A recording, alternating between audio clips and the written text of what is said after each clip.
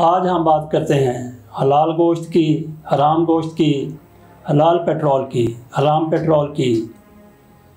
बैरून मुल्क एक चीज़ ख़ुसूसी तौर पर नोट की जाती है, एक ही जगह से एक ही जानवर के गोश्त के दो रेट हैं, मायार में कोई फ़र्क नहीं है।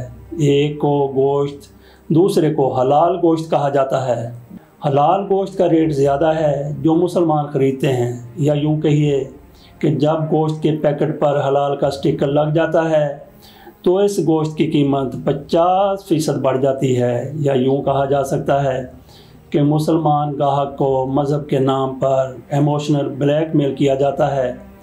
ये गोश्त न्यूजीलैंड, ऑस्ट्रेलिया वगैरह से आता है। वहाँ का तरीक़ाकार ये है कि ज़िबा एक ही तरह से किया जाता है, सब जानवरों को तकबीर पढ़कर ज़िबा कर दिया जाता है। कुछ पर हलाल का लेबल लगा दिया जाता है, हालांकि जिस पर लेबल नहीं लगा होता वो भी हराम नहीं होता। इसी तरह पेट्रोलियम मसनूआत हैं, रूस ओपेक में शामिल नहीं है, उस पर ओपेक के कवायद का इतलाक़ नहीं होता। रूस तेल सस्ता बेच रहा है, मगर वो ओपेक में शामिल ना होने की वजह से अपने तेल को हलाल करार नहीं दिला सकता। अगर रूस से तेल ख़रीदा जाए तो हमारे मसाइल कदरे कम हो सकते हैं। ये बहरहाल हुकूमती सतह पर करने का काम है, और हुकूमत को और भी बहुत कुछ सोचना और देखना पड़ता है। रूस का वैसे तेल हराम नहीं है।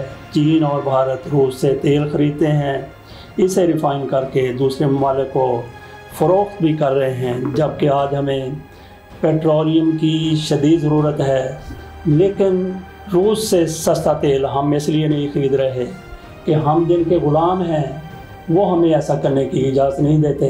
पाकिस्तान का अल्लाह ताला हामी और नासिर हो, और ऐसी सोच से, ऐसे लोगों से अल्लाह ताला इस मुल्क को, इस कौम को जितना जल्द हो सके निजात दिला दे। इजाज़त दीजिए। अल्लाह हाफ़िज़।